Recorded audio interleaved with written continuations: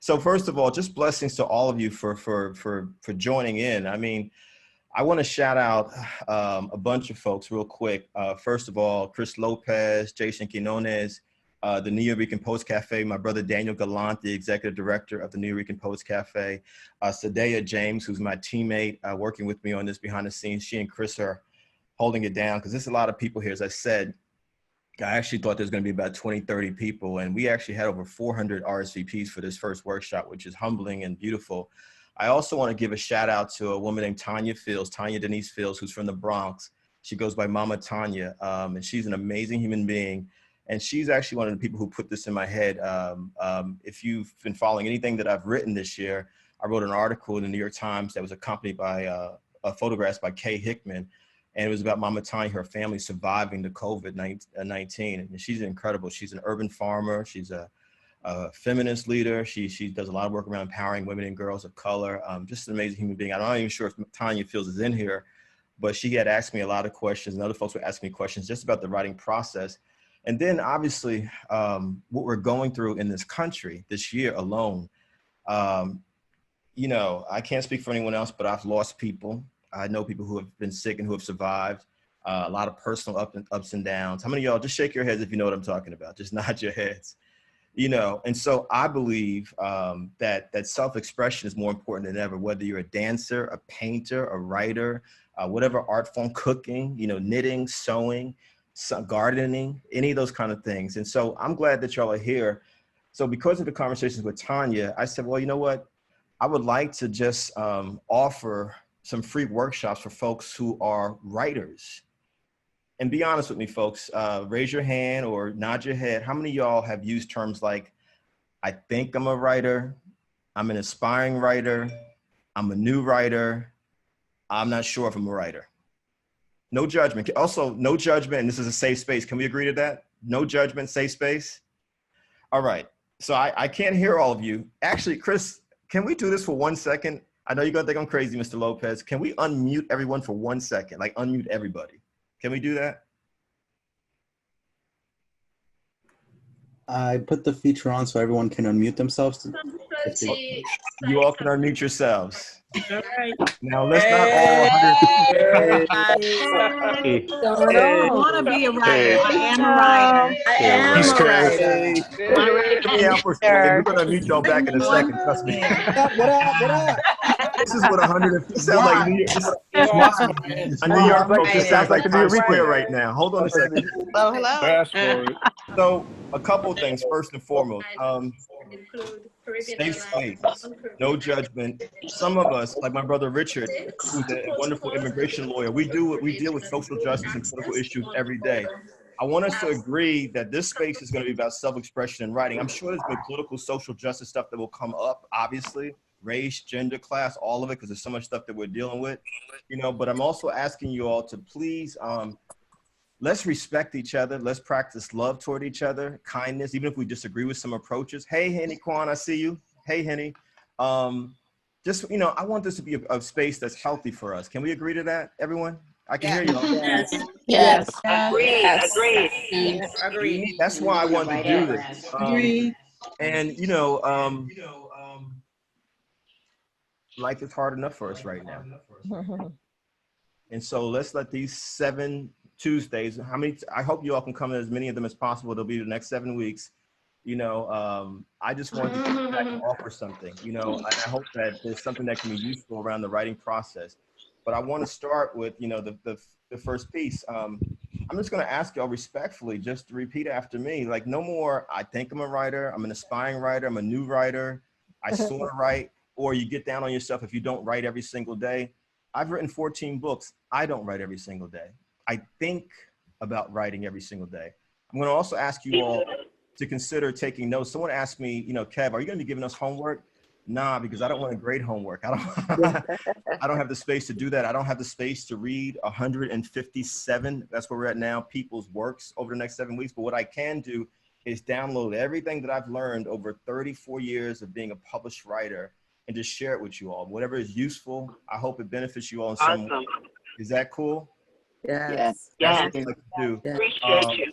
But I need y'all to do me a favor because self-esteem is important. And my self-esteem has been up this year and it's been in the gutter this year. Just after me, I am a writer. I'm a writer. I am a writer. You write on napkins. I don't care if you write in the note section of your Android or your iPhone. That's me. Who said that? Who's talking? Who's speaking? Someone said that I'm a muted writer. Why are they a muted writer? Why are they muted? Muted writer? But we're writers. We're writers. And so let me share a few things with you just to get the ball going. Because the other part of it is like, please don't compare yourself to anyone else. Right. We're not in competition with anyone else. For me, I just want to say this to you all. If you can, take notes throughout these workshops. I'm going to say this, Kevin Powell, writing is as important to me as breathing. It literally has saved my life in so many different ways. Writing is a form of therapy for me. Whether I'm a published writer or not, whether I've done 14 books or not, is irrelevant. I needed writing to save my life since the time I was a child, when I was 8 years old, and my mom took me to the library for the first time. My mom has an 8th grade education, as some of y'all know who've read some of my work, but she's one of the smartest people that I've ever met because she understood I needed to have books and reading in my life. Are y'all with me out there? Yeah. You know, and I fell in love with books and I fell in love with reading. I'm going to say this, if you're a writer, you have to read. You have to read. And there's no shame if you have difficulty in reading. There's no shame if you struggle with words. Because let's think about some examples out there. August Wilson, one of the greatest playwrights ever, won 2 Pulitzer Prizes, had an 8th grade education. Think about that for a second. Malcolm X, who spent 7 years in prison and came out and become one of the most amazing wordsmiths as a speaker and left a book behind called The Autobiography of Malcolm X, which has shaped lives from his time to my time. Barack Obama, our former president, said that's his favorite book, is my favorite book as well. Malcolm X had an 8th grade education. Richard Wright, one of the first Black writers that I discovered when I got to college. I read a book called Black Boy. Richard Wright, 8th grade education. But what they have in common, August Wilson, Richard Wright, and Malcolm X, they were huge readers and digesters of information, of knowledge. Are y'all with me out there? Yes. In my humble opinion, you don't grow as a writer if you don't read. Just like I'm a big sports fan. You don't become LeBron James. You don't become Simone Biles as a gymnast if you don't practice. Reading is the practice that writers have to do on a regular basis. And so even though I may not physically write every single day, I read voraciously. I'm up in the morning, 4 or 5 in the morning reading. You know, some of y'all know because you see me posting stuff, you see me, I might text folks who are in different time zones or different parts of the world, but I can't imagine a day where I don't read something. You see these books behind me. This is a small portion of the books that I have because I'm reshuffling my whole bookshelf situation. But I can't imagine not reading books, articles, poems, blogs. I don't care if it's sports. In fact, just be honest with me. If y'all can hear me, how many of y'all, and again, can we say no judgment? No judgment.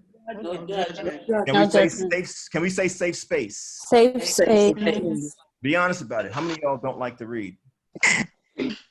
Bless you. Salud. How many of y'all don't like to read? D. Spence, can you talk about it? Can we unmute D? Can we talk about it, D. Spence? I love the honesty. Again, no judgment, safe space. I'm not into that dissing people if they don't like to read. Hey, CC Falls, I see you. Yeah. So, Kev, I mean, I was a voracious reader. I have an old library. I had probably over 1,000 books. And when Amazon came on, I just started listening. So I just moved from reading books to listening to books. So I read your book, when I got your book. I appreciate it. Thank you. Yeah, when you were in New Jersey for the NAACP and I got your book that day. Oh, wow. Was that the Dr. King program? Yes. I'm the guy who brought the books for myself and 2 other young ladies. Thank you so much for that. And so, I went through that, but if I have my appetite, I'll listen to books. And again, can we say no judgment? I see my good friend Vanessa Hope on here, who's a wonderful filmmaker. you know, we learn, we can digest information from listening. I listen to a lot of music. There's not a day that goes by that I don't listen to all kinds of music. We watch films, we watch TV. You all would agree we're going to digest information in different ways. Am I right? Right. Yeah. My whole thing is, as a writer, if we call ourselves writers and we're claiming it today, we're not aspiring writers, we're not new writers, we're not sometimes writers. I am a writer. You know, how do we digest information that we can process that can be used in our poems, our blogs, our screenplays, our plays, whatever it is that we do? By show of hands or just nod your heads, how many of you all actually have kept a diary or a journal in your lifetime? To still have them? Yes. Yeah. Yes. I want 3 people. I don't care who it is. Why is journaling important? Right? Why is writing down stuff about your life important? Anyone? Vanessa, Erica, Yala, anyone? Yes. Who wants to speak? Anyone? Just jump in, please. I'll jump in. It gives me an opportunity to reflect at the end of a day. I just sit down and think about, like, you know, it's an opportunity to absorb what I have, you know, my day, or to give gratitude, or just the whole process of writing and documenting, so that this way and I can go back and take a look at it and sometimes and see how I've progressed. It's just therapeutic. Yeah. Wow. Anyone else want to weigh in? I see Erica Ayala. You want to speak about it? Yeah. Thank you. And thank you for doing this for us. For me, I've noticed, and I wish it entices me to write even more, but there's nothing that I've accomplished that I set as a goal that I didn't achieve if I didn't write it down. So everything that I've ever written down, and I have old journals, I said, I want to do this. I want to go here. I want to be this. Everything that I've ever accomplished and written it first, I've always been able to achieve. So, you know, I think there's really something to committing it to memory and committing it to paper and having that, that I've found helpful. Anyone else? Why is journaling important? Why do you do it? Why have you done it? Remembering stuff. Remembering stuff? Who's that speaking? You, remembering yourself. Miss Gilmore, is that you? No, it helps me to identify themes and patterns in my life, because I find that everything's kind of cyclical. So if I go back and look at something 10 years ago, 15 years, 20 years ago, I can see where patterns emerge in my life. Wow. So it's helpful for me that way. Wow. Anyone else? Why is journaling important? I heard the reference point. It's a reference point. Reference point. So you going back to seeing what you wrote in the past and looking at where you are today. By the way, this is Michelle. Hi, guys. Hey, Michelle.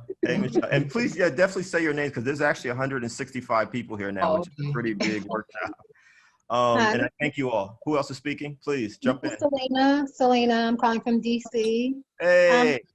It helps me get off my soapbox. You know, sometimes I think that I might be dealing with something, especially around my birthday, because I always feel like, oh, this is not where I thought I would be at this moment. And then I read my journal, and it helps me think about the goals that I've set for myself, and it helps me to celebrate more so the things that I have accomplished, because you're so easy to think about all the things you wanted to do. Yeah. So my journal allows me to reflect and celebrate my achievements, so therefore I'm able to accelerate what I need to do even more. So when I get in a little funk, I always like to grab my journal and think, like, where was I at 4 years ago today? Wow. It's kind of encouraging myself. I have a question for you all. I'm glad we're unmuted so I can see and hear everyone. Do you consider yourself an artist if you call yourself a writer? And what does being an artist mean to you all? Yeah. And is Baba Israel still there? Because I want to put him in the spotlight. He's one of my favorite artists. I want him to say something in a minute.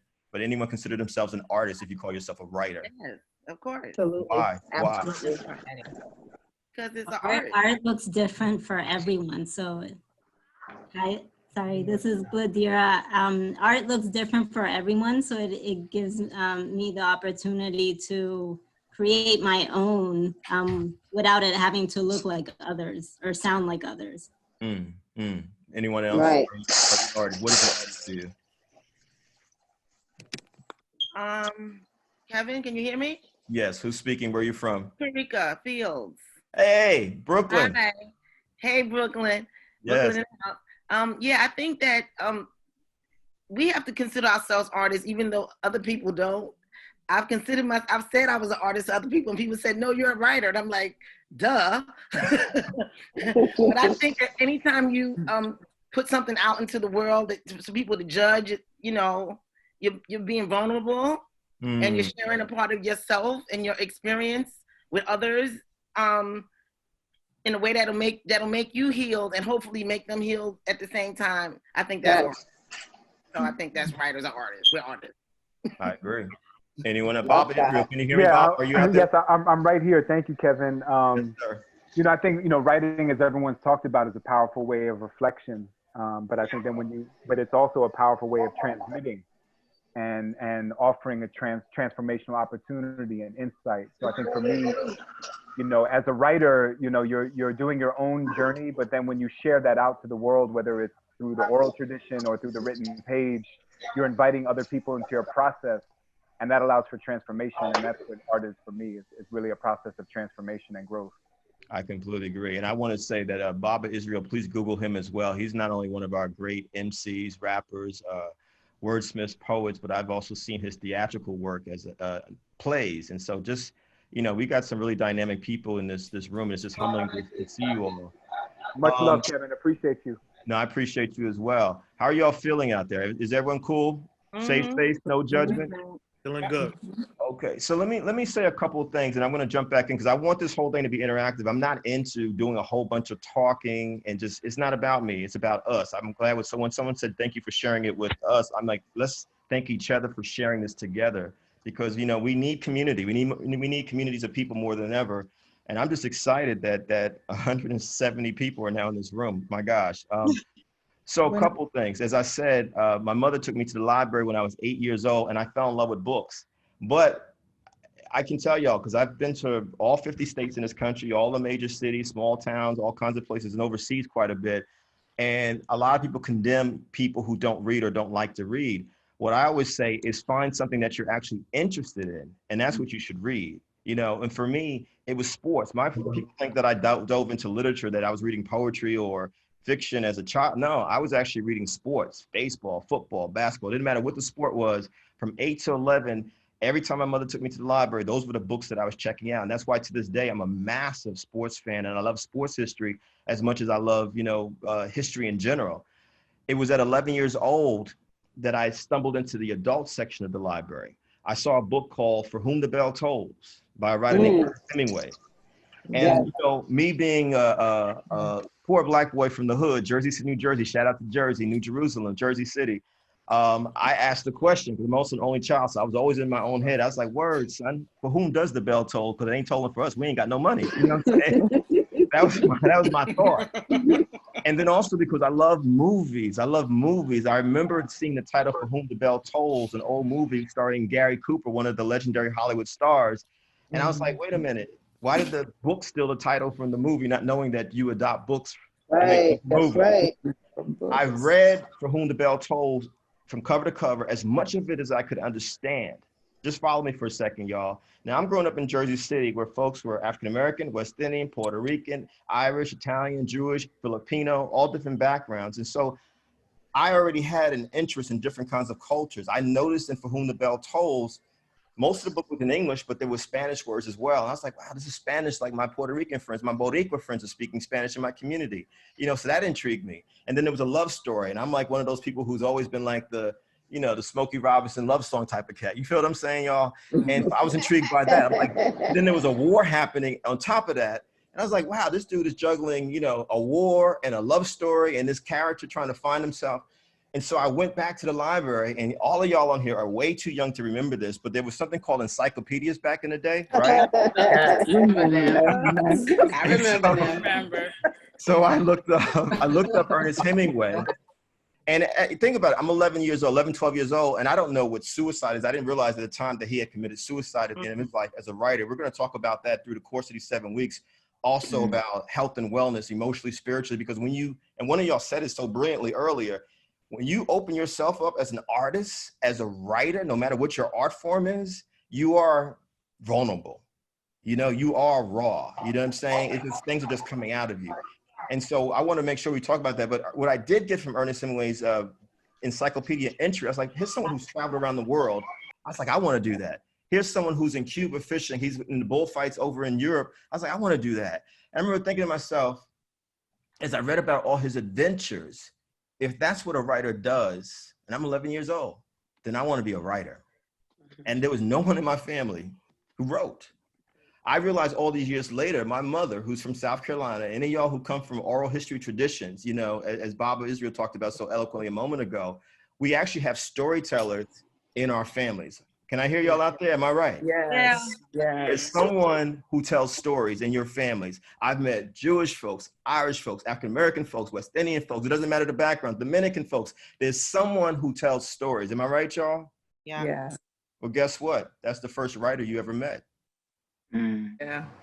Doesn't matter if they can read or write. Doesn't matter if they have an 8th grade education like my mother. My mother has an incredible memory. And so even though I was born in the North and I'm a product of the Black migration from the South to the North, her stories placed me in South Carolina. That's what a writer does.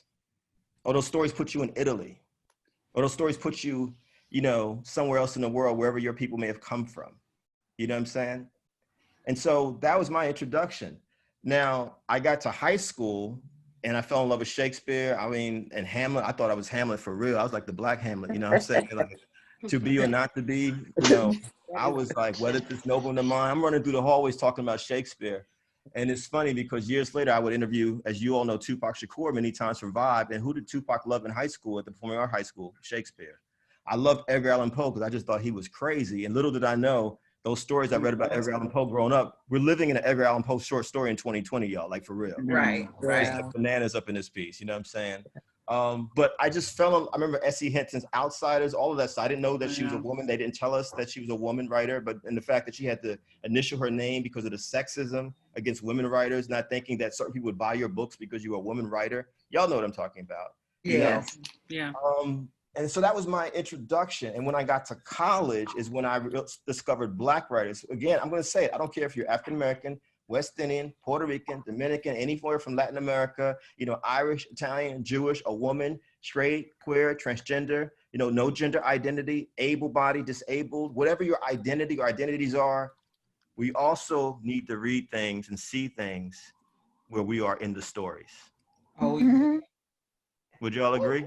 Yes. Yes. Not always. Someone said not always? Sorry. I thought I was muted. Jump in. I think sometimes I like reading about other cultures and other genders and other, you know, I'm a Black woman, and I love Black women writers. I started reading Alice Walker and of course Zora Neale Hurston and Toni Morrison. I'm always rereading Toni Morrison. But sometimes I like reading about, you know, The Tree Grows in Brooklyn was about a white girl, you know, and they had a different family dynamic, even though it was a working class family. And, you know, I have things in common with working class people because I was from a working class family, but it was a white working class. It was a different culture.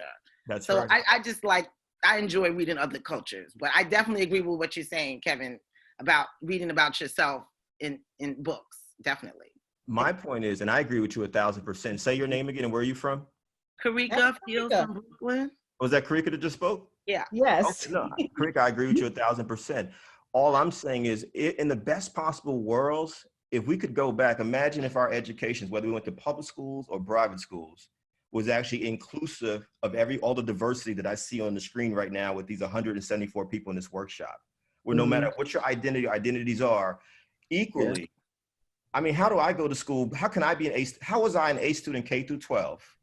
And I never got a single woman writer other than S.E. Hinton. And we didn't even know she was a woman until after the fact. That's right. That's right. And 50% of the country and 50% of the world identify as women. And so all I'm saying is, I agree with you.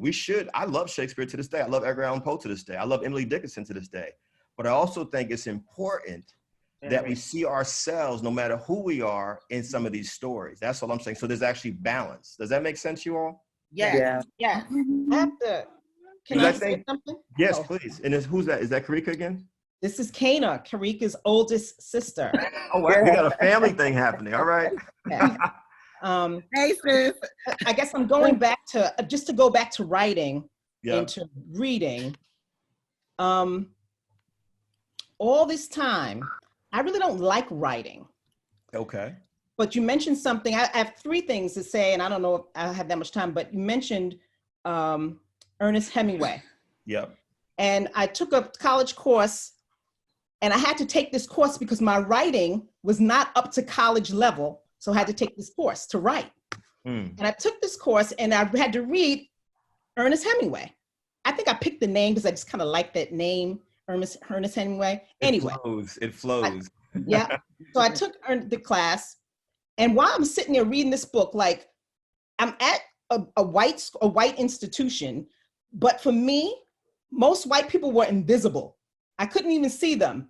But then when I read Ernest Hemingway, the teacher, which I never look at white men, ever, never. The teacher sitting in a chair.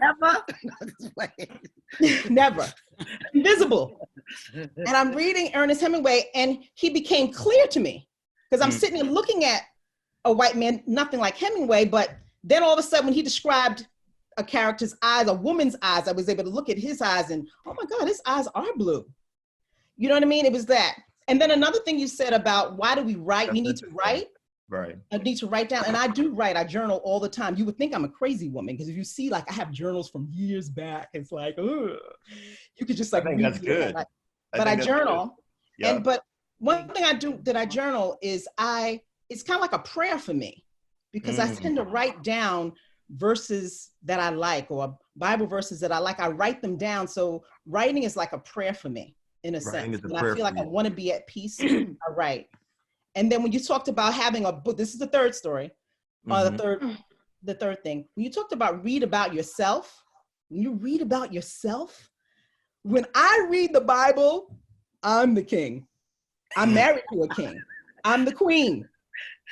I am Solomon's woman. I'm dark skinned. I'm black. I'm pitch black. He loved me.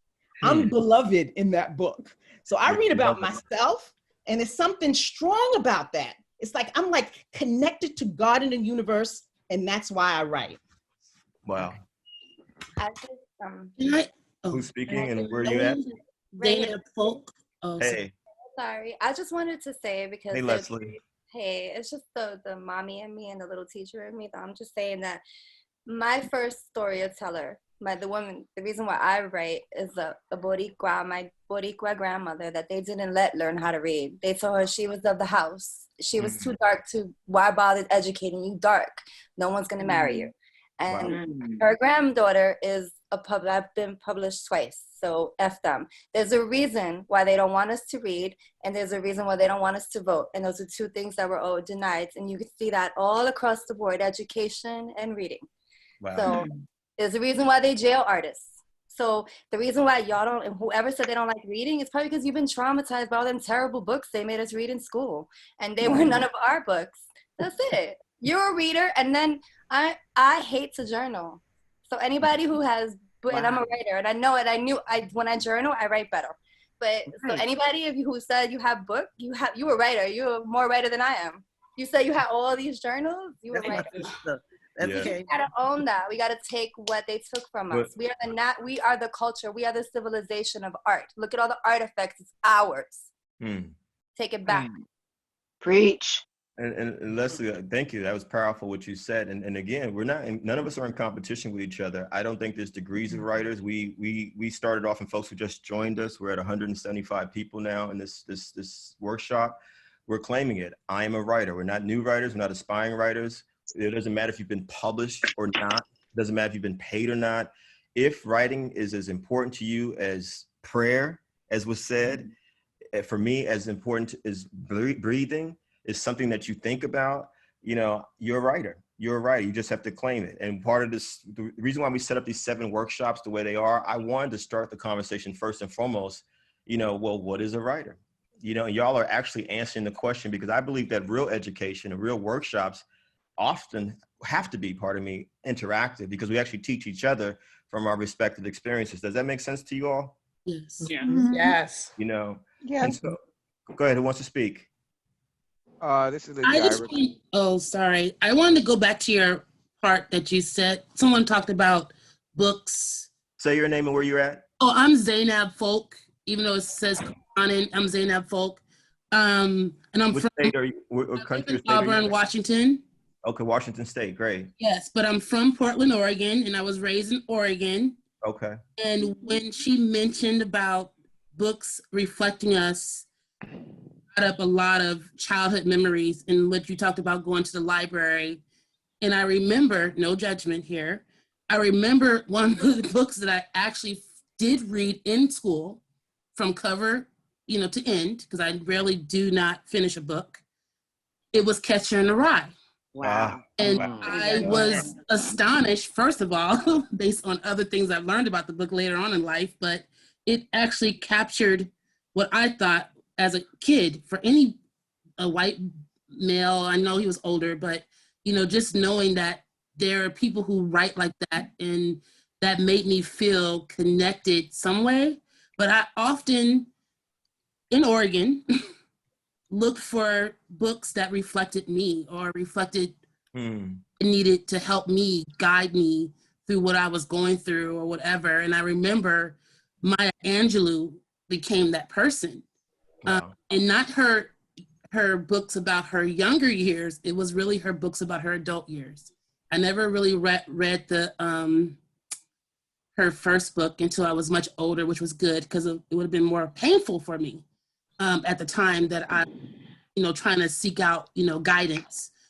So I heard someone say about, people not seeing ourselves in the literary books that you have in school, because I went to public school my whole life. Also did not always have teachers or people who reflected me in the classrooms at some times, but I did go to some good schools, in Oregon, and I'm not gonna take away from that, but to remember being in Eugene, Oregon in a very difficult time for me and felt very isolated. Yeah. There was no one in that school that was a adult other than the maintenance person, but that's a good thing as well. But there was no one that I could really go to. And I think that's really important for people who are wanting to read. Like you said, I would love to be able to read every day, but sometimes I just don't have the time, and I don't get the time to really enjoy books like I would like to. Do you read anything every day? I do read everything every day. I read. Okay. I could get my hands on. I'm creating. When you said writing, I'm not a writer. I feel like a more creative person. I'm an organizer. You're not a writer. Organized. So not a writer. Not a writer. I've always been like someone said, I've always been criticized for my writing. Let's just say that. And now when you're criticized for your writing and how you write and your grammar, and that just becomes one of the things that I've worked on, in life. But it's one of the things that I struggle with every day. Can we all say it again together? Safe space. Can we say safe space, y'all? Safe space. Can we say no judgment? No judgment. No judgment. No judgment. I'm going to say this to you all. Where did I say my mother was from? South Carolina. Yeah, from the South, the dirty South, as we say in hip hop. For those who don't know what the dirty South means, where it comes from, but my mother is what we would call a Geechee. Anyone who has West Indian roots knows what I'm talking about. There's a certain kind of patois or Creole that some people speak. Even my sister Leslie, who talks about being Boricua, Puerto Rican, folks disrespected folks if they didn't speak a certain kind of Spanish. You know what I'm saying? And this is just me. It's just, we can all throw in here. I think one of the things we have to also be mindful of, I pride myself on being multilingual as a writer. Yes. Here I'm speaking now, but I've lived in Brooklyn and the Northeast my entire life. So, you know what I mean, son? Right? And then, mira, yo hablo español, es muy importante. You feel what I'm saying? Where did I get that from? My Puerto Rican Dominican friends. You feel what I'm saying? And then if I'm home with my mother in Jersey City, she's speaking in a Southern dialect, which is a whole nother language. And why did I begin to realize it was an important language? Because I started to read people like Paul Lawrence Dunbar, and especially Zora Neale Hurston, who said, wait a minute, this language of these people from places like Florida and South Carolina, where my family's from, and Mississippi, and et cetera, this is actually beautiful poetry. It's no different if you go to Ireland and you hear the dialects of people who are Irish, or you go to certain parts of England and you hear certain people who speak Cockney. It's still, you feel what I'm saying? Yeah. You know, and so I also want us to think about dissing ourselves consciously or subconsciously, saying, well, I don't speak right, or, well, you know, the last time I checked, all of us in America, I think most of us here are in the United States. Right. You know, if you've actually been to England like I have, United Kingdom, you realize we speak Americanese in America. They actually speak English over there. Right. You know what I'm saying? Because there's so many different groups who have shaped this thing called the American language. Are y'all with me? Yeah. So part of being a writer to me is also falling in love with language. And just by a show of hands or nod your head, how many of y'all have driven across the country? Not flown across, but actually, so. Partially. Chris, Yeah, anyone partially. grow in? Talk about, am I right? Aren't there subcultures all around this country? Chris, anybody? Oh my God. Yes. Yes. Can I? Absolutely. And various language? Don't you hear various dialects? Yes. And Kevin, I think, hi Kevin, haven't seen you in a while. What's up, Hey. Christina? So yeah, I mean, even where I live now in Tucson, right, there's English, there's the Spanish, there's also native nations here. So we have a lot of different types of people. That's right. And so one of the things I just had wanted to say earlier was it's a disservice to every person in America to not have the diverse authors, right? The people of color, women, you know, the fact that I have an English degree and most of who I read was white men is, it's just offensive to me. And I think it's like, this is part of the problem in America, right? Because people don't know these voices. And I get really upset when people say that there's somehow, you know, there's like, I would say like dumb, right? Because people think if you speak with a Southern accent or you speak with an accent because you have, this is your second language. That idea to me, the only way around it is to educate people, right? Is to, if we can get that into the schools and help people understand. I agree. Because we're all just people, so. This is, who's speaking? Sorry. Go right ahead. This is Lajira from New York. Hey, how are you? I'm awesome. I'm always going to be awesome. That's and everybody here is awesome. That's right. A couple of things. One of the things I learned from my linguistics class is to stop calling them dialects. I've ended up starting to call them language variations. Language variations. Thank you. It makes it. And the other thing was about not seeing yourself in the writing. If you go back and read stuff, if you go back and read about Octavia Butler, one of the reasons she became the writer she was because she saw no black people, and primarily women, but no black people in science fiction. Right. So and I write about cosmic women, which could be all sorts of women, whatever you want to think. But I think my feeling about a writer is I see a blank piece of paper, the words go on as paint, and I've just painted a picture, whatever it may be. That's right. That's right. Yeah, thank you for that. Is it Lujira?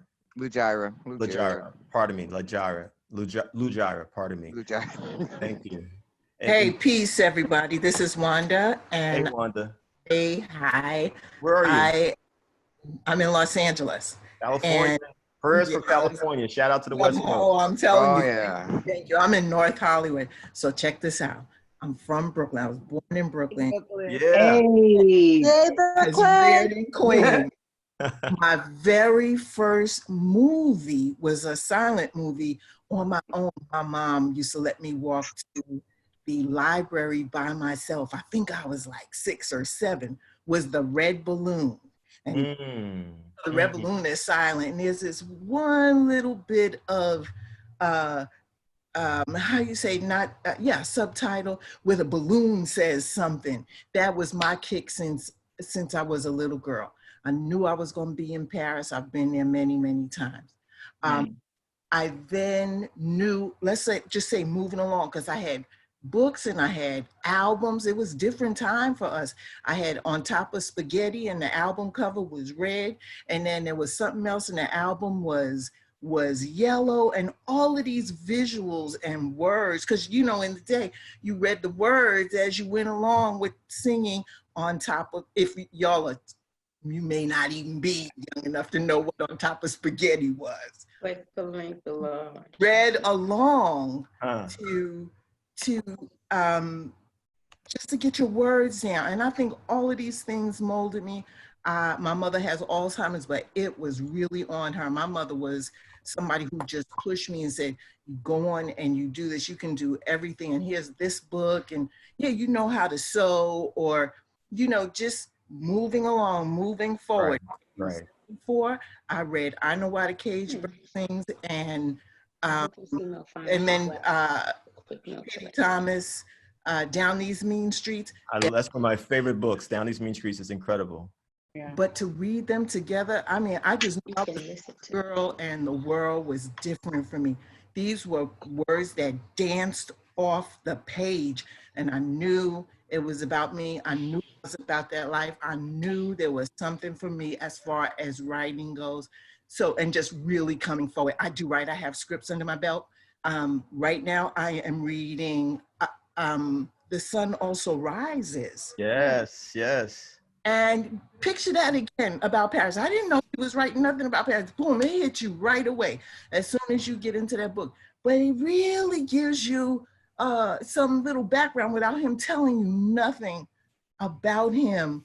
That Ernest Hemingway, he was very deep, and it dances off the page. And just to start, because I was home for COVID, I still am. Thank you for that. Yes, I am. I'm just reading in chat right now. But, and I am going to let you go. Jamaica Kincaid. I love her. She saved my life. Yeah. Right. Reading Annie John. But then I'm thinking, oh my God, how did she even know? You know, but she did know. She knew, she was in tune to herself, and she was forecasting and putting forward, you know, and I could just really, just reading that as her as a young lady growing up, and don't forget her skin color, all of this was real important to little girls or Black girls or Black people, just straight out. So I appreciate everything you say. And I wrote earlier, thank you for loving on us. Thank you. I mean, you all are sparking some thoughts. Let me just jump in real quick, because Zena, you said something that I think is important. Again, I want to echo it. And since you just mentioned it, Wanda, Down These Mean Streets by the late, great Afro-Boricua Cuban writer Perry Thomas. Down These Mean Streets is one of the most incredible autobiographies ever written, one of the most incredible memoirs ever written. And when you think about the 1960s, we got Maya Angelou's autobiography, we got Man, Child, and the Promised Land by Claude Brown, we got the autobiography of Malcolm X. Down These Mean Streets, Angela's Ashes, The Diary of Anne Frank are three of the books that I read as I was writing my autobiography, The Education of Kevin Powell. Down These Mean Streets, Latinx writer. Angela's Ashes, amazing Irish writer, Frank McCourt, the late, great Frank McCourt. And The Diary of Anne Frank, about a young Jewish girl who did not survive the Holocaust. What do they all have in common? They're telling their stories, because if you write from your specific experiences, no matter who you are, guess what? People will come to it, to Zena's point. So, you know, for me, I remember I wrote a poem years ago for my Aunt Kathy, called for Aunt Kathy. And I'm thinking, when I read that poem, and I got to shout out the Nuyorican Poets Cafe again, because it was the Nuyorican Poets Cafe where I first read that poem, because my Aunt Kathy ended up at the time in a mental institution. I didn't know what else to do other than to write a poem. Fast forward to 2002, I'm in Kansas. They were celebrating the 100th birthday of Langston Hughes. And I read that poem at a community event. And guess what, y'all? An elder white sister came up to me with tears in her eyes. And she said to me, I'm Aunt Kathy too. That blew my mind. Because if you write from your specific experiences, and it's powerful, and you take the craft of writing, which we're going to get to, we got to talk about the craft of writing, it will bring all kinds of people to your work. There's a reason why For Colored Girls is a masterpiece. There's a reason why we still talk about Shakespeare, why we still talk about Richard Wright, why we still talk about Maya Angelou. Are y'all with me out there? Yeah. You know, there's just certain things, like even, and not just books. When I was writing my autobiography, It's a Wonderful Life, the James Stewart movie that became a Christmas classic, which wasn't actually planned to be a Christmas classic, is one of the best autobiographical stories that I've ever seen on screen. And that gave me inspiration. And don't laugh at me, y'all, no judgment. But even Forrest Gump, I'm serious about it. The story of a journey. I know I'm corny, but so what? It's my, you know, I'm gonna say it. And then music. I mean, just different art forms as a writer. And let's just throw this out there. And I know Baba knows what I'm talking about, because he moves in different forms, but what else inspires you other than writing? If you love writing, like what influences you? What makes you think as a writer? Who said photography? Music, photography. Music, yeah. Photography Yeah, is music. is a way of telling a story. Hey, And Kathy Hampton. Hey. hey, it can be it can be told, an image can be told in different ways just by movement. And so that's a big, that has been a big format for me, a big medium for me in my writing. I use images along with my writing to present. I capture images all the time. Wow. And now we can do that, you know, with our phones. This is 35 millimeter. But even with the use of film, if I was fortunate enough to be on the yearbook committee in high school, right? On my age, and we developed film. First, we had to learn how to use it, but film is so critical to telling stories for, say, documentaries. And this just manipulating images as words. I see it so closely. And I want to go back just briefly. I won't take too much time, but putting yourself in your story, I believe is so important. I grew up, and I will say I was blessed to be a military brat. So I moved around the country. When you say, have you driven across the country? I back and forth several times from a young age, starting in Germany to Texas, to Arizona, all over, back and forth, California. But what we had those in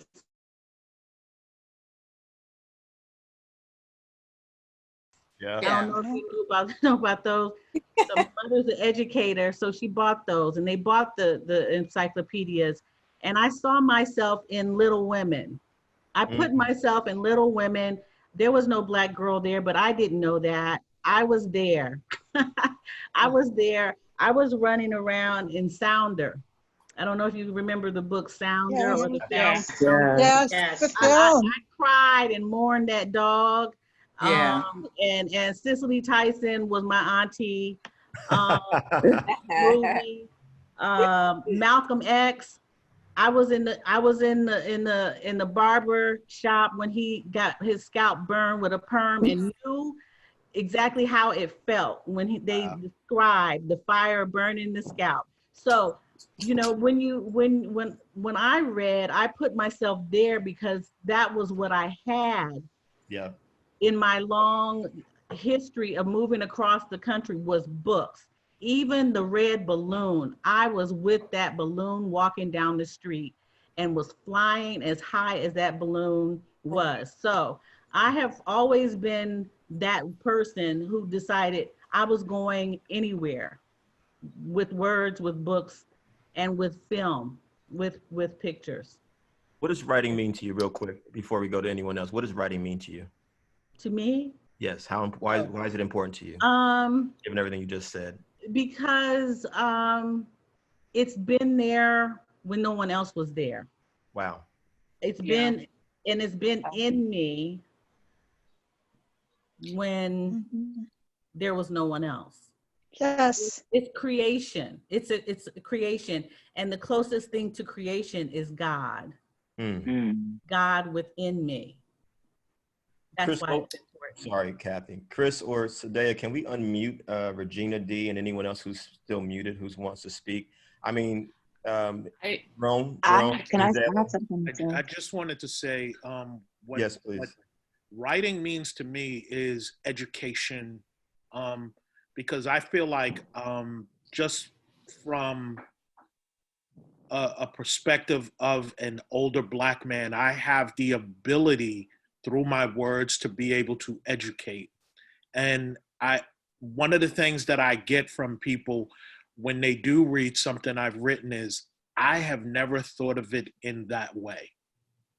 So that's one of the things that I'm so, and it's natural. I mean, it's just, I do think of things in a different way and try to provoke thought, provoke conversation, and then hopefully provoke solutions to what it is that we are having conversations about.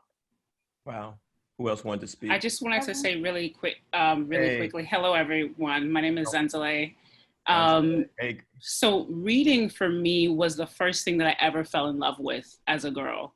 Like I fell in love with reading, and it was the first form of intimacy with someone telling a story and me experiencing it, and it feeling like this co-creation of, you know, seeing off the page. And it did so much for me because I was very introverted and shy to learn about the world through books and about people and about different personalities.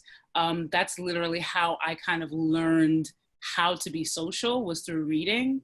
Like I would come home with a big stack of books. I was a big library nerd, and, you know, I lived in the books. Like I experienced everything in the books. And so me wanting to be a writer was wanting to have the same, I was just so like, I want to do that as well. Like I want to be able to tell a story to make people feel less alone, less isolated, less, you know, crazy or feeling like no one else has this experience, because that's what reading did for me. That was my first, you know, thing that I ever loved. Wow. Wow. That was well put. I feel the exact same way. I'm just curious out there, fellow writers. And again, can we unmute Brother D? There's folks that say they're still muted. We're at 180 people or so in this group now, which is beautiful. Thank y'all for being here and sharing with each other. I thought, like I said at the beginning, we might get 10, 20, 30 people, but this is beautiful. Again, just being honest about it. And I see you, Angel Miles, out there, Dr. Angel Miles. How many of y'all would describe yourselves the way I felt I was coming up? I was socially awkward. I was definitely introverted. I didn't necessarily believe in myself. How many of y'all have felt like writing was the way that you could kind of express yourself in the face of, you know, what was going in the outside world? Anyone out there? Can I start? Yeah. Can I start? Okay. So hi guys, I'm Brittany. I'm from Brooklyn, but unfortunately I'm living in Atlanta, and I miss Brooklyn so very much. But, don't diss Atlanta. We love Atlanta. I love it. But it's not Brooklyn. Okay. So you said it. I didn't say it. So I want to piggyback off of so many things. Someone said that writing was being intimate with God. I feel like it's also communion with yourself. And so my re-entry into writing in the last 2 years, I'm going to be honest, is because my therapist told me to. My therapist said, if you don't start to journal, you're probably going to hurt yourself or somebody else. So I don't think that I had your experience as a youngster growing up in Fort Greene, the Fort Greene projects. It was the opposite. You had to fight, you had to stand up for yourself. But even with all of that yelling and all of that angst, I still didn't feel heard. But you cannot mistake black and white words on a page. And so I felt like for me, writing was a boundary. I'm writing this down. If you can read it, then you know what the fuck I'm saying to you. And so I just felt like I was never really heard.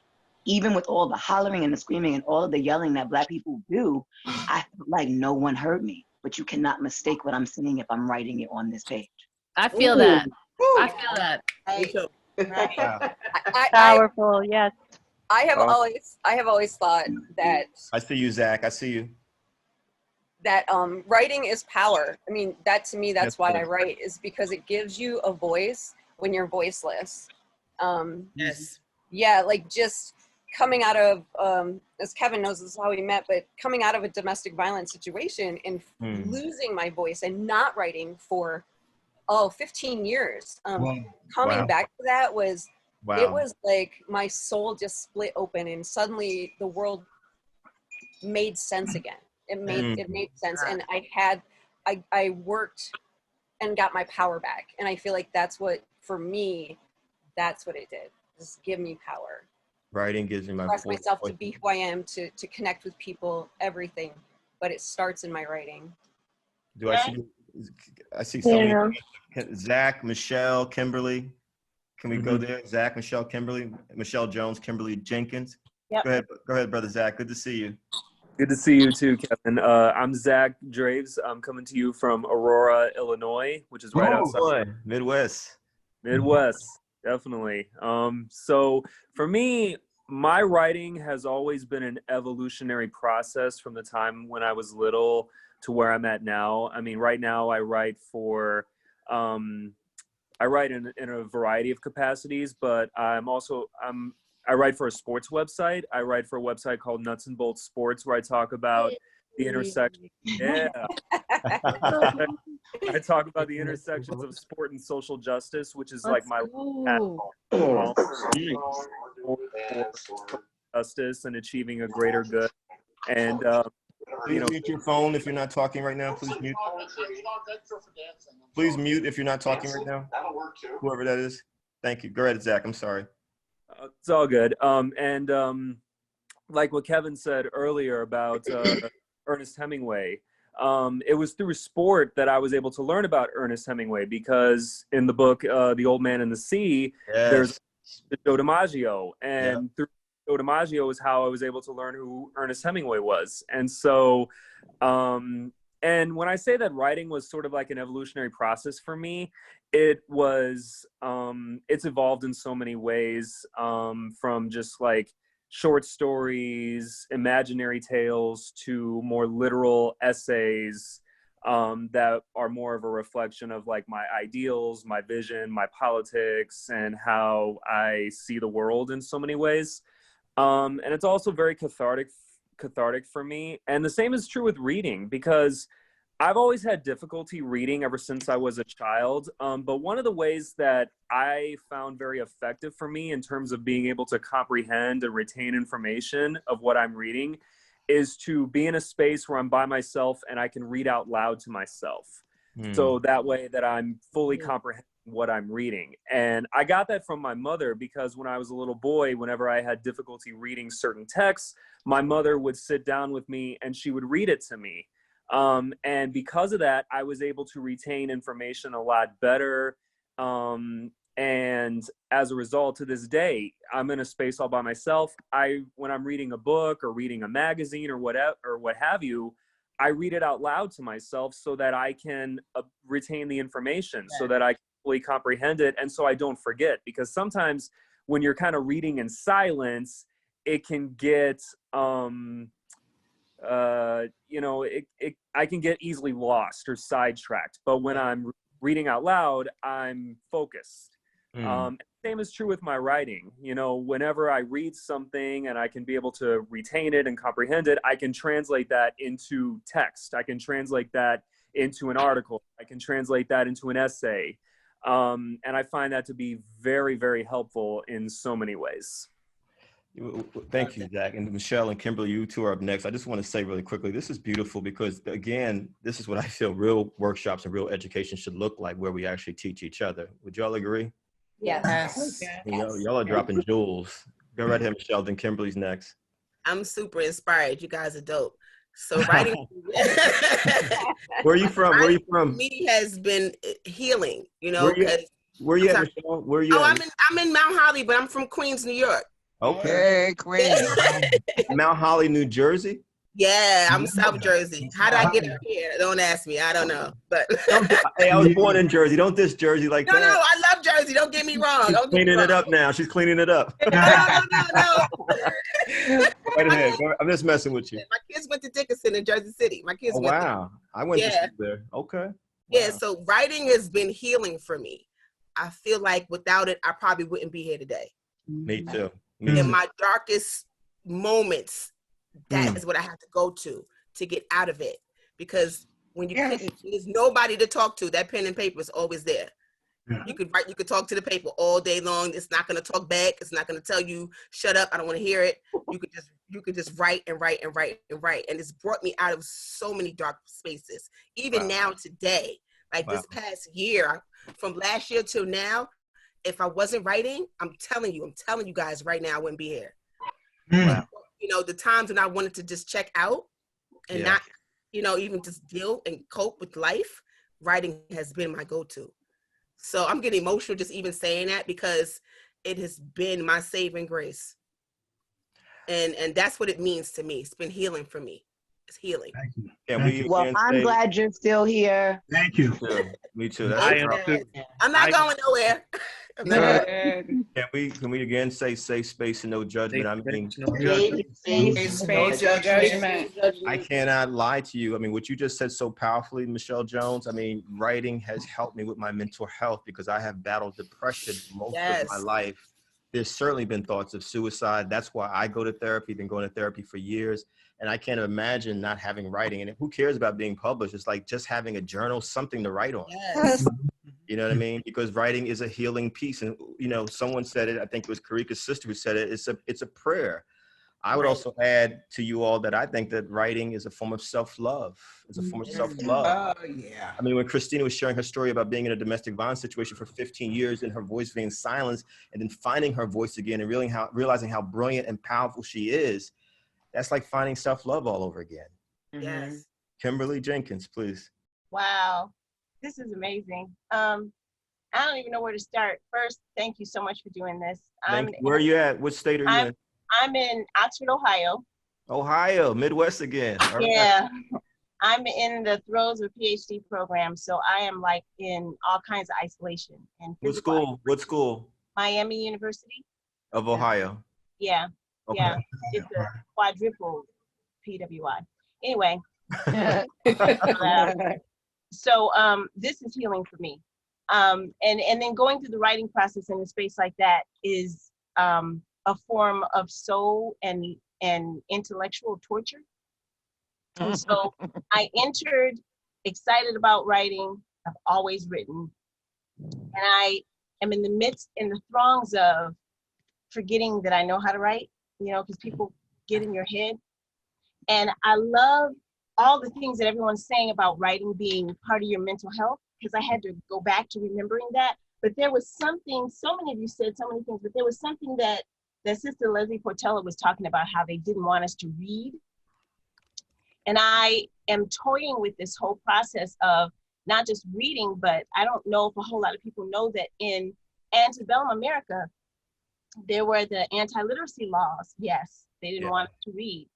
But the saying was, if a nigga could write, he was no good. If you could read, it was one thing, because you could read what was being told to you. But if you could write, then you could communicate your own ideas. Writing is a form of intellectual activism. And so wow, a nigga that could write was no better than a dead nigga, and they would just execute you. They could not afford for us to write. And even moving forward into the 20th century, into the 21st century, I'm an educator, I'm in education, and I teach teachers. And the one thing, even coming up through the schools that I came up in, and even working with Black students that I work with now, they don't teach us how to write. They teach us how to read, because they need us to read instructions, read directions, and write enough to sign on the dotted line and be consumers of education and consumers of knowledge and consumers of everything else, but not producers of that. Yeah. And yet, we Black women put a bunch of white men on the moon and then got them back home safely. Wow. Our civil society is designed by Black intellect here in this country.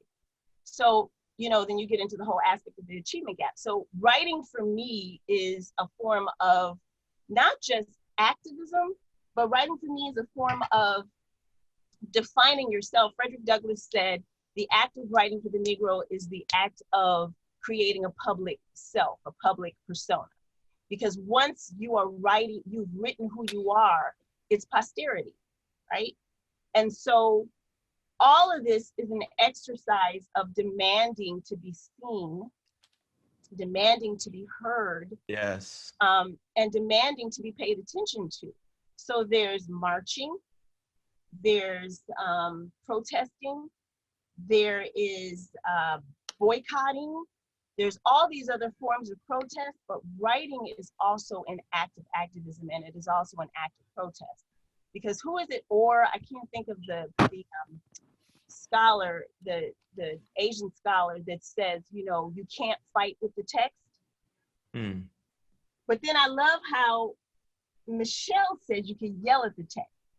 And so what I love about that is, because when I teach, I tell my students, you know, you might not like what you're reading, but take it, like take a pen to it, like yell at it, write about it, scribble it out, like whatever it is, like talk to the text, talk back to the text, and then take that you've written and use it. And so when Orr says you can't argue with the text, well, he meant you can't, like once it's written, you can yell at it, but what's on the page doesn't change, right? What's on the page is written. That's why they say, you know, it's the book says.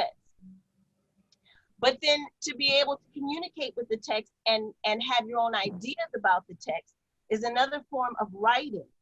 And I always say that even when we couldn't, even in the anti-literacy laws in antebellum America, and I say the anti-literacy laws even exist now because if anyone's been in a K-8, you know, environment, you know, they don't teach our kids to think critically. That's not what they teach. And teachers like me always get in trouble. I've always gotten in trouble. I don't care. But my point is, you know, even with the anti-literacy laws, writing was always a form of distributing knowledge. And if you could write, you could produce, you could show that you could produce knowledge. And it could show that you could, not only could you produce information and produce knowledge, but you could distribute that knowledge. And when we were learning how to read, we wrote first. We didn't read to write, we wrote to read.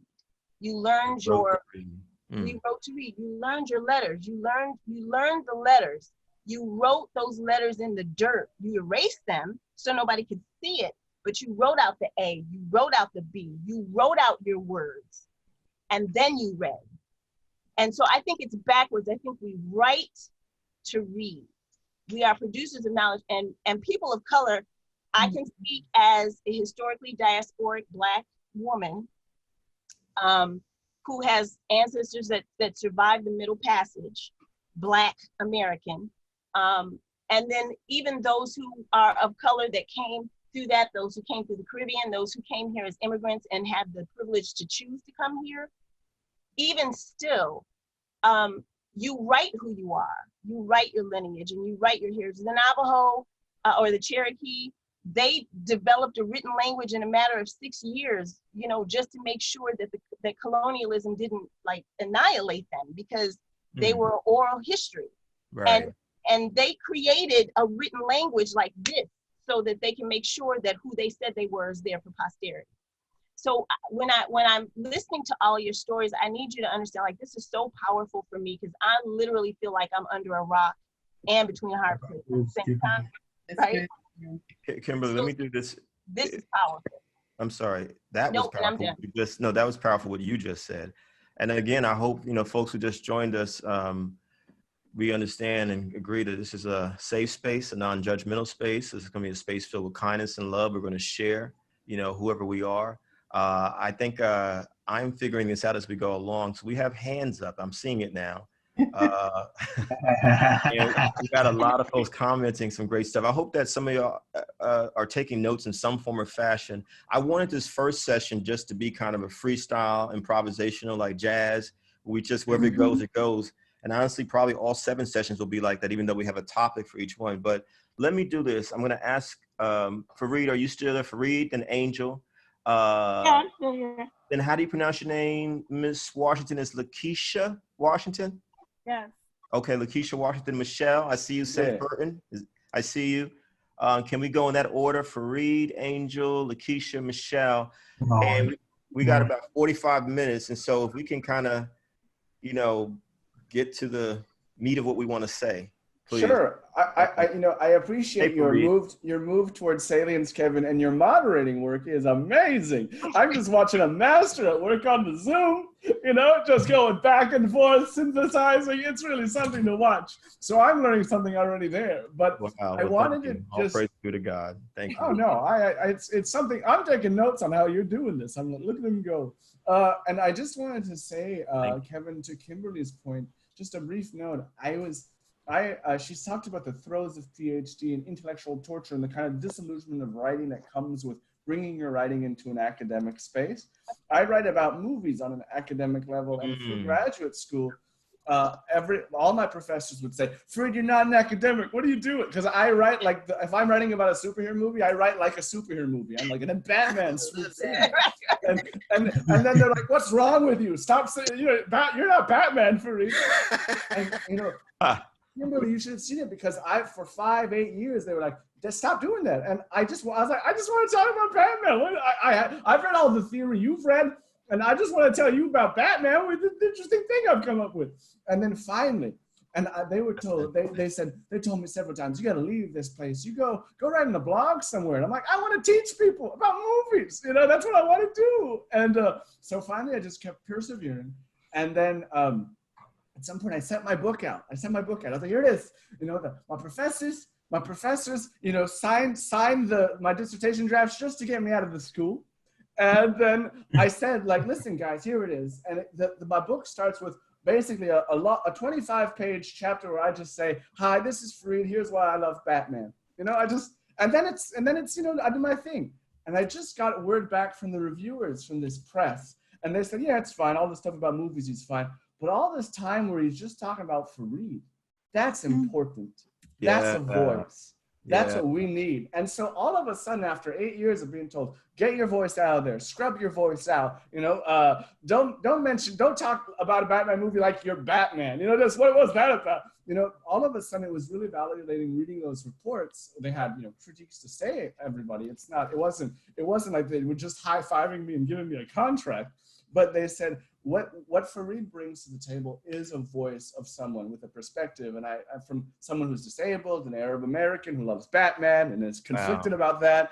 Wow. And that's what brings him to the dance. And that's why his voice is important. So imagine, Kimberly and Kevin, after 8 years of being told your voice doesn't matter, get your voice out of your writing, just talk, straight like an academic, get those gesticulations and those flourishes out of the writing. And then all of a sudden people being like, no, your voice and your perspective matters. That can be really affirming. So for me, it taught me that the importance, Kimberly, of like persevering through torture and like holding on to your voice and knowing like, listen, I understand what you guys are saying. I understand that this market demands a kind of voice, but I'm gonna just work hard to make my voice sound in the market that exists. What do I need to do to get people to read me? And what codes, and so it was a real challenge, Kevin and Kimberly, but I just wanted to point that out, that was something that I've been discovering about was, the way in which a voice that could be marginalized, with the proper advocates, like the people who read my text and the people that have read my work outside of the school, all of a sudden I found myself thinking, maybe I got something to say and say it the way I say it. So I just wanted to put that out there, Thank you. That was powerful. Let me do this because I'm trying to. You got next, Kevin. Say that again. This is Angel. I think I'm next. Hey, Dr. Angel Miles. Hey, Angel. That's my homie from Chicago. Hey, Kevin. Hey, everyone. Thank you for blessing me with your presence. I'm learning so much from all of you. So real quick, I feel really fortunate. The last two people that speak in are academics, and one person said that they have disability because I have disability too. I'm a Black woman with a physical disability. I was born with spina bifida. I use a wheelchair. Grew up in special ed, and somehow, by the grace of God, made it out of subsidized housing, and I got a PhD. That's amazing. I'm from Philadelphia, by the way, so I don't know any Philly folks are, and I live in Chicago. So, and I have 4 brothers.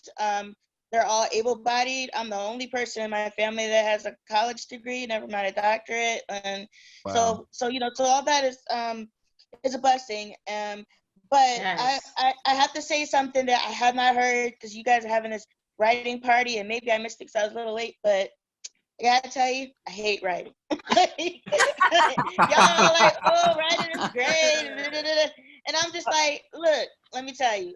I hate it. I love it. I have a love-hate. I'm keeping it real with y'all. Like, I have a love-hate relationship with writing. One reason why I hate writing is because, like, writing for me came out of pain, and it came out of fear and out of survival when I started writing. I did not start writing out of pleasure. I started writing because I had a teacher who, you know, was hearing all the stuff that I was going through at home with my parents being addicted to drugs and all type of drama. She's like, you need to write this down. And so I wrote for survival. Most of my life I wrote for survival. And then I found I was good at it, and I went to school, and even going to school was for survival. And grad school beat it out of me. And I mean, I had pleasure. I went into it innocent and really loving it. And they really they took the joy out of it. And so most of the time I write for purpose. Right now I'm a policy person. I do health policy work for people with disabilities, making sure that disabled people you know, get the health care that they need. And reading these regulations and then writing you know, public comments, there's no pleasure in that. You know, there's a lot of pain, there's a lot of purpose, and I like to think that I'm helping somebody. And so I'm here to get re-inspired, to get back to, you know, my voice, because I do have a lot to say. But sometimes, you know, writing for pleasure is privilege, because that a lot of marginalized people don't have, because, you know, when you think about slaves, you know, writing their slave narratives, you know, they wrote that for survival. They had to write to get free. And that is not the same thing. And you know, as, you know, say somebody, you know, that some more privileged people just have to just sit at home and write a book, you know, and that's also been the lineage of a lot of marginalized people, particularly Black people. And the one other thing I wanted to say, though, is that, you know, I feel like, you know, being Black disabled, I come from this, my mother made me aware when I was young, you know, that, like you said, slaves were killed for reading and writing, and that I was privileged to be able to do that and to learn that. But also growing up in a disabled school with kids with special ed, learning that there were so many kids who could not write, who had trouble writing, who had cognitive disabilities, where that's not, that we don't talk about, you know, our embodiment, and how just having the cognitive ability to do that, you know, is magic, and it's not a given that everybody has. That is a privilege that most people take for granted, or that America in general is a very literate country compared to most of the world, right? And so, you know, just thinking about just the fact that you were able to do that, the magic of that, and really embracing that that's not something that everyone can do, and that we owe that to ourselves, but to others who cannot, to put that forward. And so that's why I'm working against this, the hate, love, hate in me, and the great amount of anxiety. I have a lot of anxiety. You know, I struggle with generalized anxiety disorder, and even though I've been told I write well, people would not know, like, the type of crippling pain I go through before I write a darn thing, even a Facebook post. And okay, there's one last comment, is that someone said when they write, you know, that when you write on a page, you know, that it's clear that people hear you. And that is not completely true. Like, and that's what scared me about writing and about publishing, because I've been in the classroom where somebody's written something and people just tear them apart. And we see this cancel culture where people write stuff and they just tear them apart. Yeah. And that's really scared me, when you write something and then you put it out in the world. And so those are things that work on that, you know, my anxiety. So anyway, I've said a lot, but I just want to put that out there. Those are things that make it hard for me to write. Those are some of the things that make me hate it, but those are also the things that make me passionate about it, and make me love it, and that make me feel like I have a duty to do it, especially because it's magical. It's not something that everybody can do. Wow. Angel, incredible. Wow. We've got, how's everyone doing? Is everyone good? We got 30 minutes left. We got a lot of hands up here. I'm going to get to it in a second, but Angel, you said such profound things. I want to, if you're taking notes, you know, because Angel brought up a great point. I can be honest with you all, in my lifetime, I have loved writing and I have hated writing. How many of y'all, by show of hands, nod your heads? I hate writing. I hate it. I hate it. Yes. It felt like torture, pain. I see, is that Sharon? Yes. You went like this. Sometimes not? Sometimes, because, well, I first started falling in love with writing, like literally writing, I think in grad school when we used, I mean, not grad school, elementary school when we had handwriting class. Yep. And we were allowed to use pens. And so I loved writing in cursive.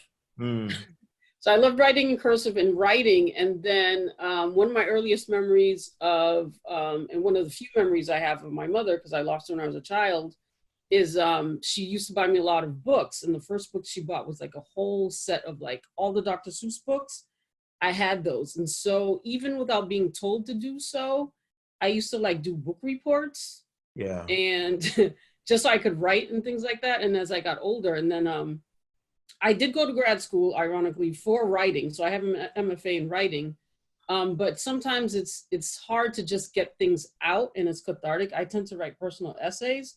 So then I do have to like relive grief because I've also lost a brother to violence. So reliving grief of like never, you know, losing my mother, my brother, and just other things. So just when you have to sit down and relive things, or just sometimes when you reread what you wrote, you're re-traumatizing yourself. So I'm actually new to therapy, and that's actually one of the things where I have to do is journal.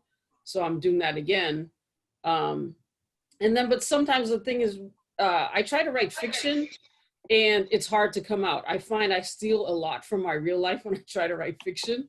Many fiction writers do. Many fiction writers. Yeah. So that's just the love-hate relationship with writing. Like sometimes I'll tell myself I want to sit down and write. Nothing will come, but then once I sit down to write, I'll watch the sun come up. Like I'll be writing till I get hand cramps and things like that. I prefer to handwrite versus type. So, which is a perfect. Sorry. Yeah, so writing is kind of like self-abuse sometimes. But when it's done, I do love it. I am proud of myself, what I've done. And like one of my favorite things to do is write in like the composite notebooks and stuff. So I use those. Yeah, so I've got those, and like lately now they come out in different styles. I've got one with like a flamingo on it. I've got one with arrows. We got to be fly too when we write, right? We got to be fly. Yeah, exactly. But I'm boring when it comes to pens. I still just like a regular old big pen. So let me jump in because and I'm trying to get to everyone that has their hand up, which is like about 1,000 people, even though it's about 10 people. We still got 160 people in this group after 90 minutes, which is pretty amazing that y'all are still here. Y'all good, right? Everyone's good? Yeah, we're good, man. We're good. If you're taking notes, also know that we're recording these sessions. We're going to put them on the Nuyorican Poets Cafe Facebook page on YouTube. So you can go back. Yeah, all this is recorded. We didn't want to tell you that in the beginning because y'all would have left after 10 minutes. So we didn't want to say that to the end. Please go to nuyorican.org, support the Nuyorican Poets Cafe. Again, shout out to Daniel Gallant, Jason Quinones, Chris Lopez, my teammates today at James, all who have been working behind the scenes to get all this in. But two categories I want y'all to think about. If you could write this down, and I actually would like you to put it in your notes somewhere in your phone, if you could write it down. And this is inspired by Angel. How do you write? How do I write? How do I write? How do you write? I'm going to say it again, what I said probably about an hour ago. Even if you don't physically write every single day, that's cool. But I challenge you all, I urge you all to think about writing every single day. Where did I get that from? Because I don't want to take credit for stuff that did not come to me. One of my best friends is a very brilliant painter, visual artist named Radcliffe Bailey out of Atlanta. Radcliffe's, he and I came up together in this scene, going back to the 90s. People like Spike Lee, Elton John are big collectors of his work. And I asked Radcliffe one day, I said, yo, do you paint every day? He said, nah, but I think about painting every day. I see the world in colors. And I said, word, I hear words all over the place. And so I just think that if you really are a writer, you are immersed in words on a regular basis. Second thing is, one is think about writing every day at least. Number two, write in the form that makes you happy. Some of us, including me, went to college and had the same experience where I'm a first generation college student. I'm glad I went to college. My mother raised me from the time I was 3 years old to go to college. But straight up, some of the ways they approached writing, which was what Angel was talking about, some other folks were talking about, trashing writing in front of people. We're not doing that in this workshop. We're not trashing anyone. Again, we're all writers here. We're going to respect and honor each other. I don't believe in that. I don't believe in denigrating people. I don't believe in telling people, like I remember I had a creative writing class in college where I used the word I don't like to curse in public, but I'm just going to say it real quick. I said, shit it. Why did I say shit it? Because that's how we talk where I came from. We should. And I was told you should say shat. I was like, word? I don't know anyone who says shat. You know what I'm saying? You feel what I'm saying? But I was made to feel ashamed of the way I spoke, or the way my community that I came from spoke, as if that word wasn't right. And it took me years to realize, you know what? The most important thing you can do as a writer is master language. And I gotta say this, when we talk about the craft of writing, this is number 3. We do have to fall in love with grammar. We do have to fall in love with spelling, you know, but then you can break the rules as much as you want to. You know what I mean? I believe you can go in all different kinds of directions. I believe that.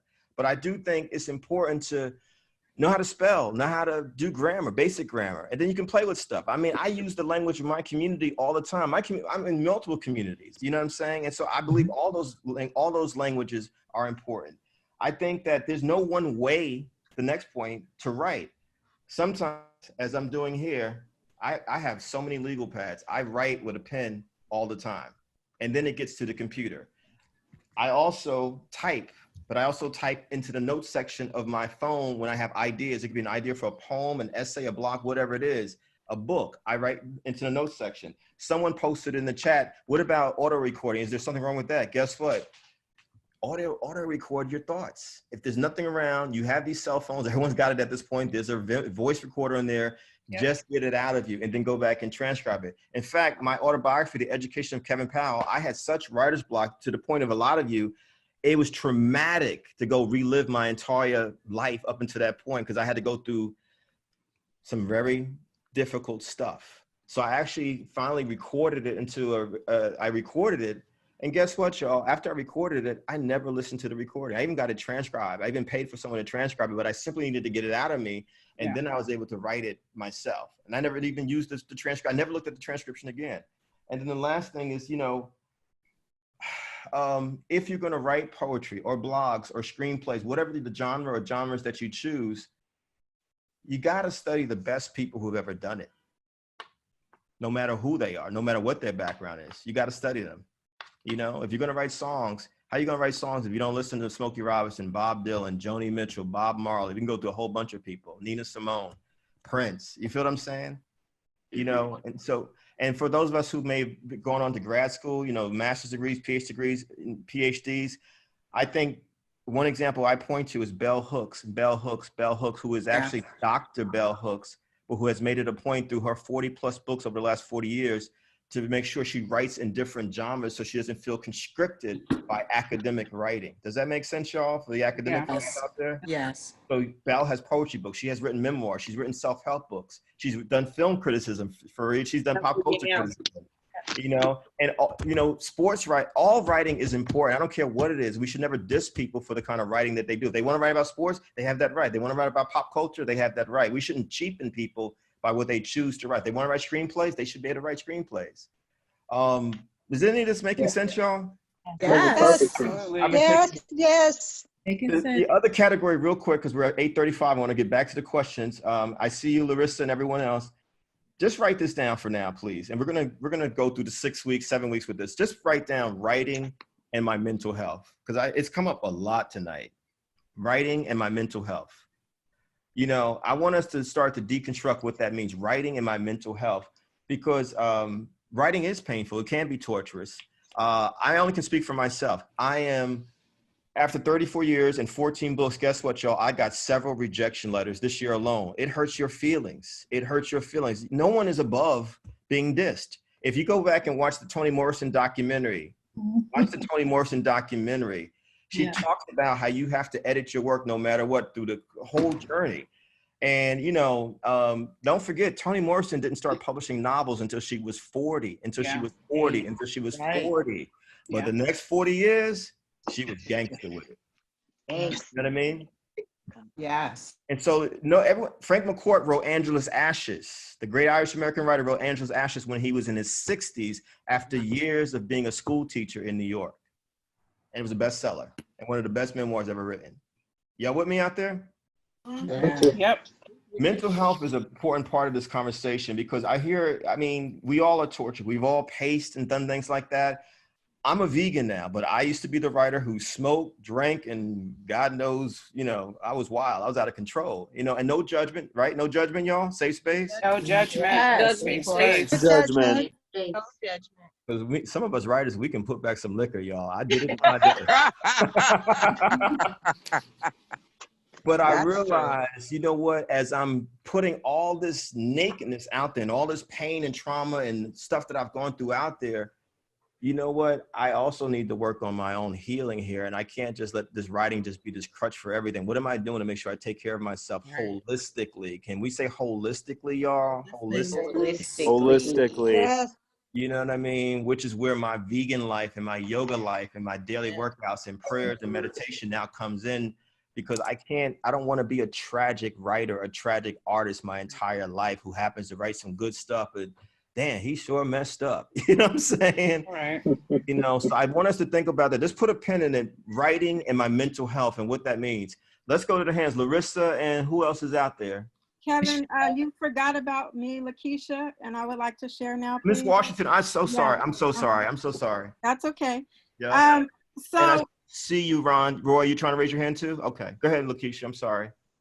So going back to Angel, when she talked about writing, she has a love-hate relationship with writing. That's what I wanted to talk about. I'm very good at writing. Okay, I have a skill at writing, academic writing, as well as formulating thoughts and ideas for personal, you know, creativity use. But I find myself avoiding it. And I put it off, even academic, even professional writing, when I have to write a report or an email or a proposal, I put it off. And I'm really confused. I don't know why I put something off that I can do so well. But I know one of the reasons is the emotions behind it. There's a lot of emotions involved in writing, whether it's personal writing, professional, academic. And I remember the term intellectual torture. It is an intellectual torture, because I want my writing to be clear. I want people to understand where I'm coming from. I want to be succinct in my thoughts and ideas. And so I agonize over that while I'm writing. And those emotions, there's times when I don't want to feel those emotions. It's like there's so much going on. I don't need to add on another layer of emotion, so I procrastinate. But I think about my evolution as a writer, which started from a little girl when I was in first grade and we wrote a book. And everybody in the class got to write a story. And then the teacher put all those stories into a book, and a bound book. And like, that was my first experience in like thinking I'm a writer. And so I've been writing ever since then. I remember reading the dictionary in middle school and high school. I fell in love with words. And so the words, that's a big part of it for me, is like struggling to find the right word and the nuances of different words. And so there's the emotions coming back again with, that. Yeah. And that's okay. That's okay. And then I remember being out in the club partying with my friends, and I'm sitting over here at the table in between dance breaks, because I love to dance also, writing ideas on a napkin. Like writing these long paragraphs and thoughts on napkins while I'm partying at the club, which is kind of strange. And my friends always thought I was weird for that. I used to do the same thing. Napkins work. I agree, Fareed. Napkins work. Yeah. And so I feel like I am a writer, but I have not that talent, that passion has not fully manifested in a way that I can feel it reflects who I am as a woman, as a person. You can do the academic piece and all of that. That's different from letting your who you are come through in your writing, and where you came from and how you feel and what you think. And so I feel like I have been like running from that, and there's conflict in there that I need to work through. And so like, just thinking, this is kind of therapeutic for me even to say these kind of things. Please mute, please. Because I've never said this. I don't think I've ever really said this to anybody. So my friend I was listening to a class, so. We can hear you, Tisha. We can hear you. You got to mute. There you go. My friend Zainab is also on the call, and I've never said this to her, and she's always encouraging me, when you're going to write your book, when are you going to write? And I keep putting it off, and I'm feeling like I need to get my act together. So anyway, that's it. That was very powerful. And I'm glad that you're here, Lakeisha, because we need you in this space, and we need all of your voices out here. This is Dominic. I wanted to speak to the mental health aspect of things. Yes. Where are you at? Where are you from? I am in Brooklyn, in Bed-Stuy. All right. Well, part of what I wanted to talk about was just collectively, when I first started reconnecting to my creative self, and was in certain environments like the Nuyorican, and starting to put pen to paper, there was like some toxicity in those environments. I was around people who didn't necessarily have my best interest in mind, and in fact gave me other things to survive while I was in a vulnerable place. And so that set my writing back a lot. Wow. And by a lot, I mean a lot. Okay. So I think we also have to be mindful when we're saying things like, oh, safe space, that we're actually working, especially for those writers who find that they function best in communities, that we're working for those spaces to be places where people can create without being preyed on. So that's the first thing. Absolutely. And the second thing is that I do identify as being disabled, and some of my disabilities are psychiatric, and I don't think that it's really discussed enough. That one feature of what I experience with bipolar disorder is what's known as hypographia, where you have the overwhelming urge to write, but it comes out very raw and primal, and it scares people. So what do you do with that? And then, trying to build a container for yourself where you don't necessarily go all the way into an altered state when you write is something that has been a challenge for me. And also, when having been in altered states, having seen things, heard things, and especially in the creative nonfiction that I've done, having the courage to say, this is where this particular insight came from, and I'm going to stand in that. I was seeing things, I was hearing things. This is the realization that I came to when I was in this state. And this is where I'm operating from. This is how, it's changed my life. It's a different level of vulnerability. And it's very, very hard. And I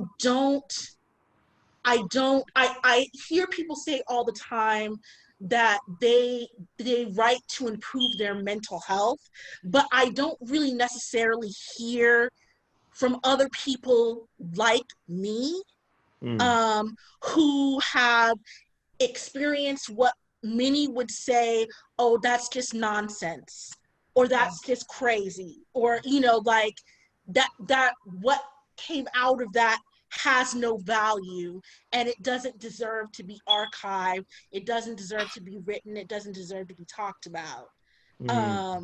So I think that's kind of like a deeper mental health thing that I wanted to bring to the conversation, because I know that I can't be the only one, but again, the discrimination is real. So I understand why people wouldn't want to talk about it. Dominic, thank you. Wow. Wow. Yeah. As you were speaking, may I share something with you and everyone else really quickly? And we only have a little bit of time left for this first session, because I also want to respond because someone is asking, well, what's the structure going to be of these workshops? I want to end the session with that. But back in the 90s, I had the great privilege of doing what ended up being the last interview with Audre Lorde, with great Audre Lorde. Can someone mute their phone, please? Or I had an opportunity to interview the great Audre Lorde. It was the last interview with her. And those who don't know, I mean, Audre Lorde, sister, warrior, lesbian, poet, essayist, all of the above, just multiple identities, multiple gifts, talents. And one of the things I remember, Dominic and everyone else, is that she talked about the hurt she felt from creative spaces, literary spaces, artistic spaces, and how she was trashed and dissed by people as a woman, as a queer woman, right down the line. And so when I say safe space, this is not just me speaking because of this workshop. This is me, 30 plus years of being an activist and an artist and seeing that kind of behavior, either being on the receiving end of it or actually doing it myself to people, which I think either way is inhuman, you know what I mean? And so I agree with you and I echo it. We should not be in this space to diss people or disrespect people or to prey on people. I simply wanted to create this space because a lot of folks ask me for advice about writing. And I said, well, rather than just do the one-on-one thing, let me just create a space where not only am I sharing some stuff that I hope can be useful, with all humility, I hope some of it is useful, but at the same time, we can actually teach and educate each other. So what you just said is actually important. Like, why should people be in spaces of creativity? Then some of the most gifted creative people end up being the people that hurt us, just like we've been hurt from other experiences. So you end up piling pain on top of pain on top of pain, trauma on top of trauma on top of trauma.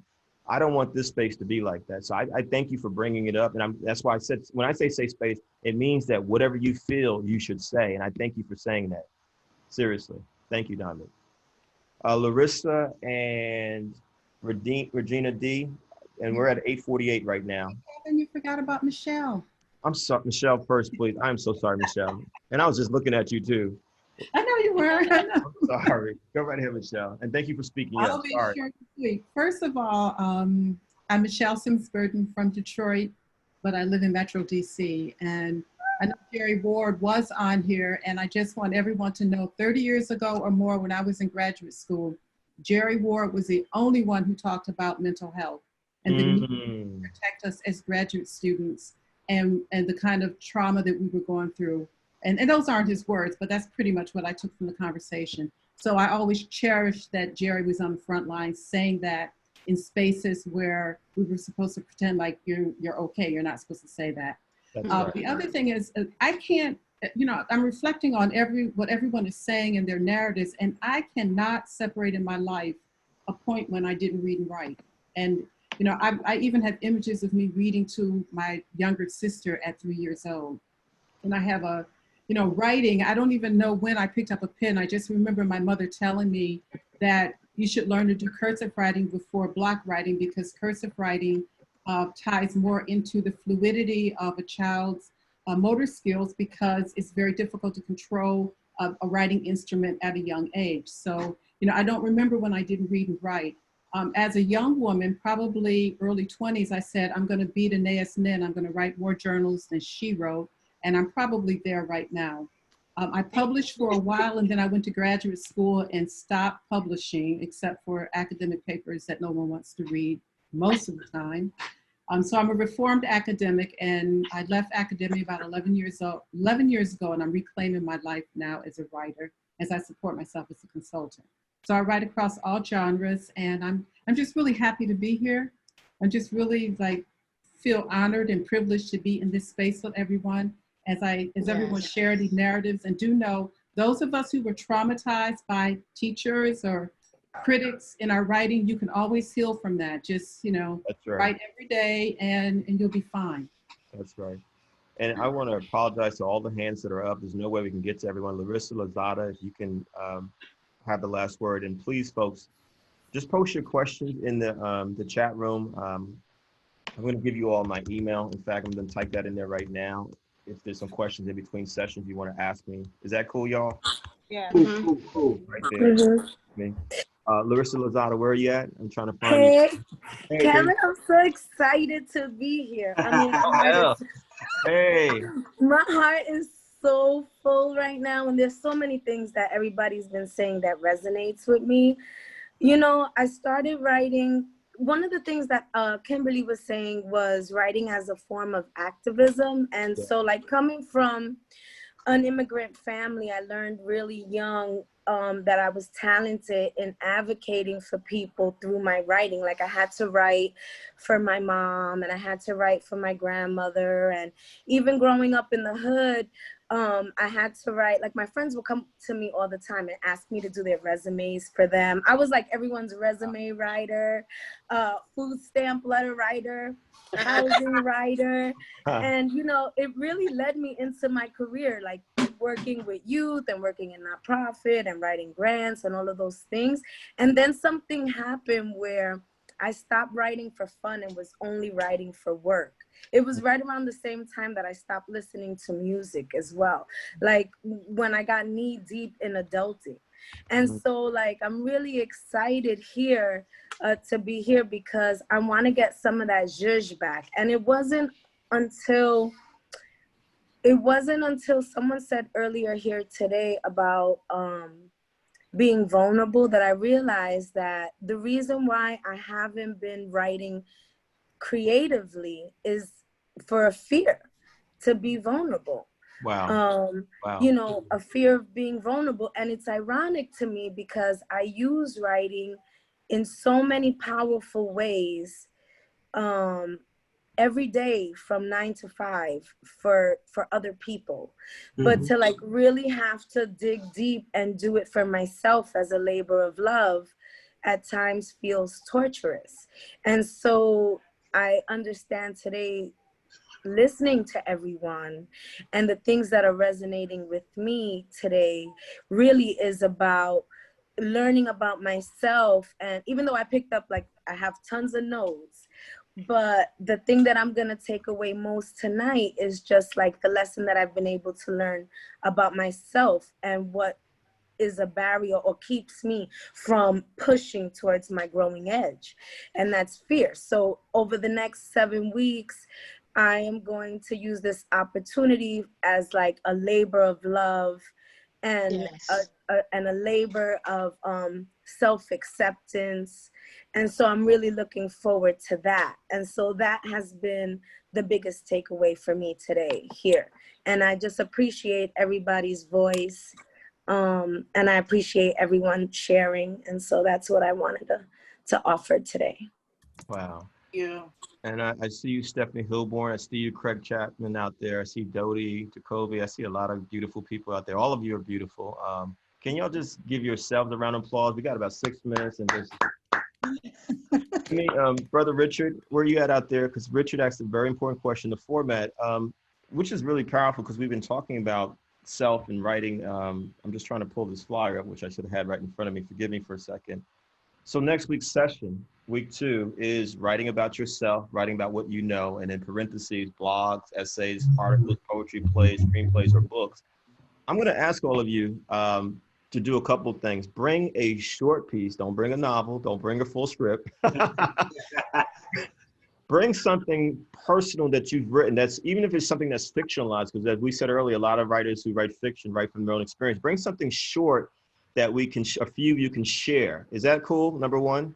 It could be a poem, it could be a rhyme, it could be a song, it could be a blog. Bring something short that you've written from your own experiences that you'd be comfortable sharing with us in the group.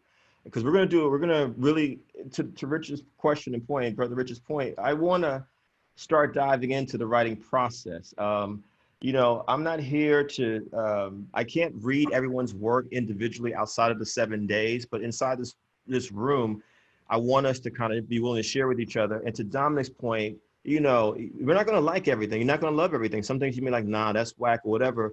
But, you know, if you don't have anything nice to say, don't say anything at all. Can we agree to that? Yeah. You know. Safe space. Say that again.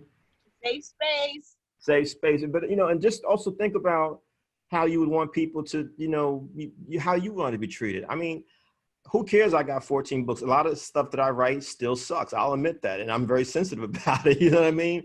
And I see Dr. Jerry Ward. I have to shout him out. He's one of our great writers and thinkers, one of our great scholars in this country. And he has been someone who has, you know, mentored a lot of us through the generations as writers. And, you know, and he pushes, and because he pushes so hard, what I learned from Dr. Jerry Ward is that you can't play around with this craft of writing.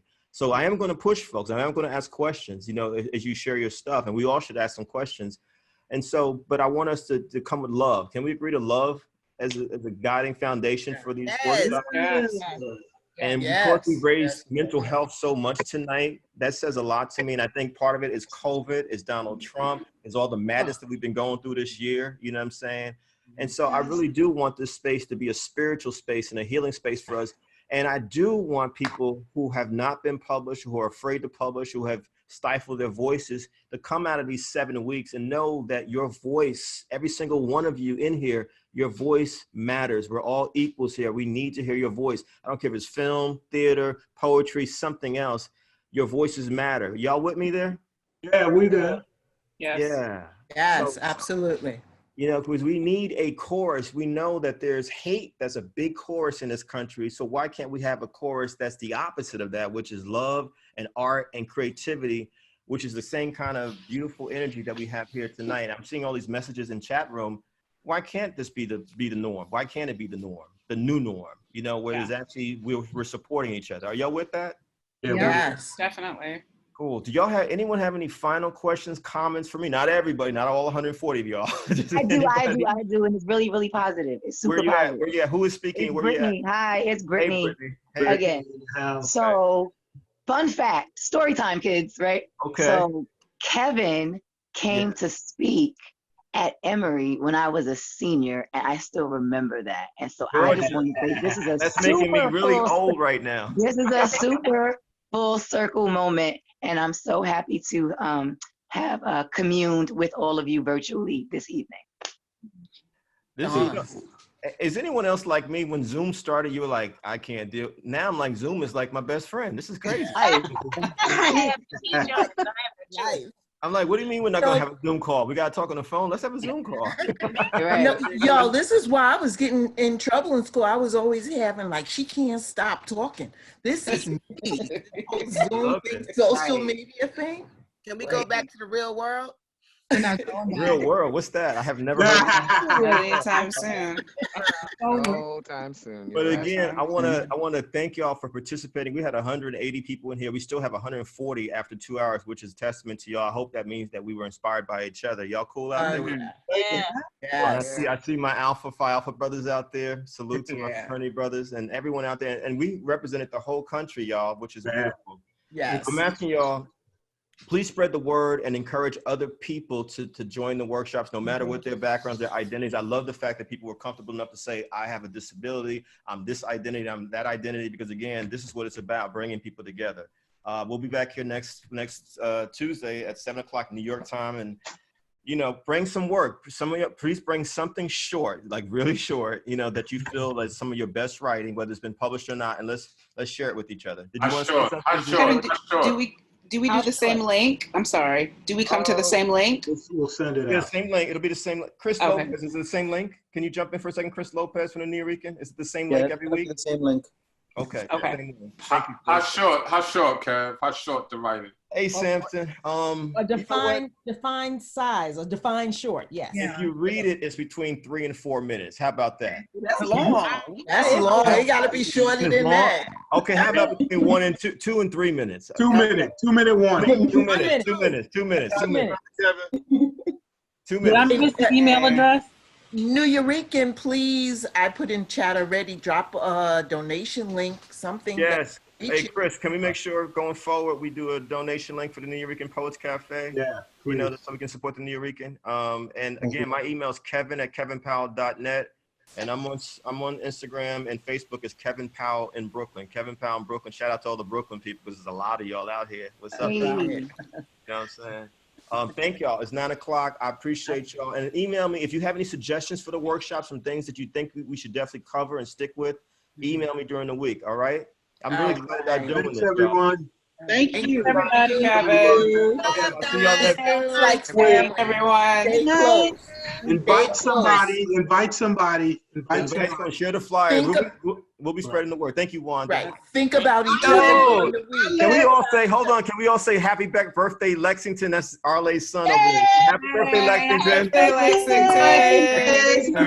Happy birthday, Lexington. Happy birthday. I was wondering who that young man was. Shout out to the Virgos this month and Libras next week, y'all. Please. Bring your writing. Bring your writing. Bring your writing. We're going to go through it next week. See y'all.